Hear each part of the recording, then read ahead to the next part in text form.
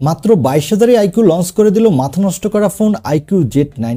এই ফোনটিতে এই বাজেটে দেওয়া হয়েছে স্ন্যাপড্রাগন 7 Gen 3 মতো শক্তিশালী গেমিং চিপসেট, সাথে থাকছে 144 হার্টজের রিফ্রেশ রেট যুক্ত AMOLED display, super fast charger, flagship camera setup, এরকম আরও অনেক দুর্দান্ত সব ফিচার দিয়ে ফোনটি লঞ্চ করেছে।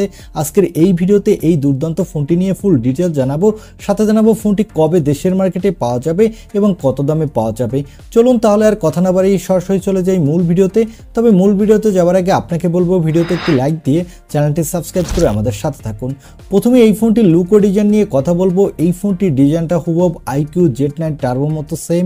এই ফোনটিতে সকল ধরনের পোর্টস অ্যান্ড বাটন দেওয়া হয়েছে, শুধু 3.5 মিলিমিটার হেডফোন জ্যাক দেওয়া হয়নি।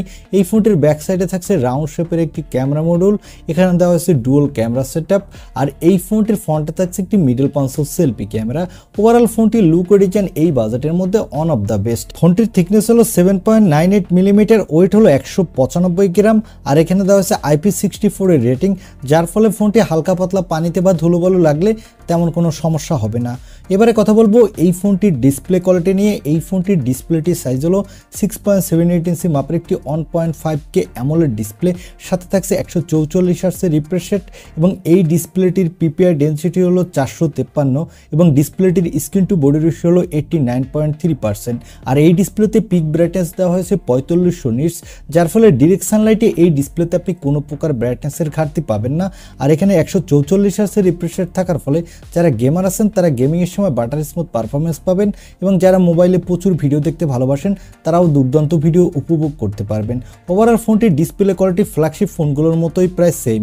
এবারে আসি এই ফোনটির ক্যামেরাতে। আগেই বলেছি এই ফোনটির ব্যাক সাইডে দেওয়া হয়েছে ডুয়াল ক্যামেরা সেটআপ, যার প্রাইমারি লেন্সটি হলো 50 মেগাপিক্সেলের, এর অ্যাপারচার হলো f1.8, এখানে থাকছে OIS সাপোর্ট, আর এই সেন্সরটি হলো সোনি LYT600 সেন্সর, সাথে থাকছে 2 মেগাপিক্সেলের একটি ডেপথ সেন্সর।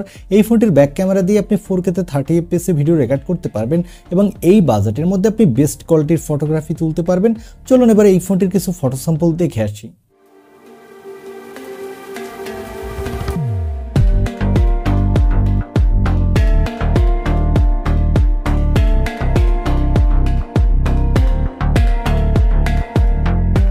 এই ফোনটির ফটো স্যাম্পল দেখে আমার কাছে মনে হয়েছে এই ফোনটির ক্যামেরা কোয়ালিটি এই বাজেটের মধ্যে কিন্তু খুবই দুর্দান্ত। তবে এখানে যদি একটি আল্ট্রা ওয়াইড লেন্স থাকতো তাহলে আর একটু বেটার হতো। আর এখানে সেলফির জন্য পাচ্ছেন 16 মেগাপিক্সেলের সেলফি ক্যামেরা। এই ক্যামেরাটা দিয়ে আপনি ফুল এইচডি ভিডিও রেকর্ড করতে পারবেন, আর এখানেও আপনি দুর্দান্ত কোয়ালিটির সেলফি তুলতে পারবেন। এবারে আসি এই ফোনটির পারফরমেন্সে। এই ফোনটিতে পারফরমেন্সের জন্য দেওয়া হয়েছে স্ন্যাপড্রাগনের 7 Gen 3 চিপসেট। এই চিপসেটটি 4 ন্যানোমিটার আর্কিটেক্টে বিল্ড, এবং এর up to clock speed 2.63 GHz। এখানে আপনি দুর্দান্ত মাল্টিটাস্কিং করতে পারবেন, সাথে PUBG ফ্রি ফায়ারের মতো গেমগুলো আপনি এই বাজেটের মধ্যে বেস্ট স্মুথলি খেলতে পারবেন। আর এই ফোনটিতে আউট অফ দ্য বক্স থাকছে অ্যান্ড্রয়েড 14, এর ব্যাকএন্ডে থাকছে অরিজিনওএস 4। এখানে আপনি 3 বছরের অ্যান্ড্রয়েড আপডেট পাবেন, সাথে 4 বছরের সিকিউরিটি আপডেট পাবেন। আর এখানে সিকিউরিটির জন্য থাকছে আন্ডার ডিসপ্লে অপটিক্যাল সেন্সর। এই সেন্সরটি কিন্তু ভালোই ফাস্ট, এবং ব্যাটারির জন্য থাকছে 6000 mAh এর একটি বিগ ব্যাটারি, সাথে থাকছে 80 ওয়াটের একটি ফাস্ট চার্জার এবং 7.5 ওয়াটের রিভার্স চার্জিং এর সাপোর্ট। আর এই ফোনটি মার্কেটে আপনি 3টি কালার ভেরিয়েন্টে পাবেন, এবং এখানে দেওয়া আছে LPDDR4X RAM, সাথে থাকছে UFS 2.2 স্টোরেজ।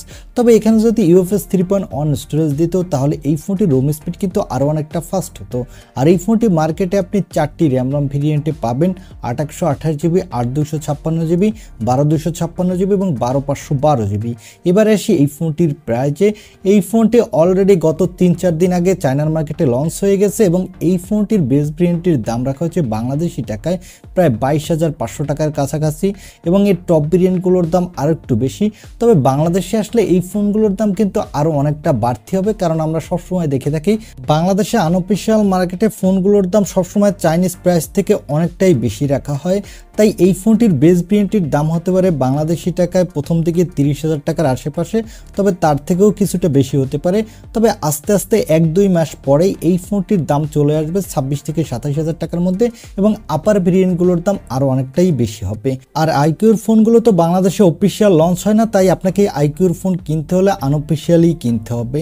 এই ছিল iQOO Z9 এই ফোনটির রিভিউ। এখন এই ফোনটি এই দামে আপনার কাছে কেমন লেগেছে, বা এই দামে এই ফোনটি আপনি কিনতে চান কিনা তা কমেন্টে জানাতে পারেন। আর ভিডিওটি ভালো লাগলে অবশ্যই একটি লাইক দিয়ে চ্যানেলটি সাবস্ক্রাইব করে আমাদের সাথে থাকুন। দেখা হবে নেক্সট ভিডিওতে। আজকের মতো আল্লাহ হাফেজ।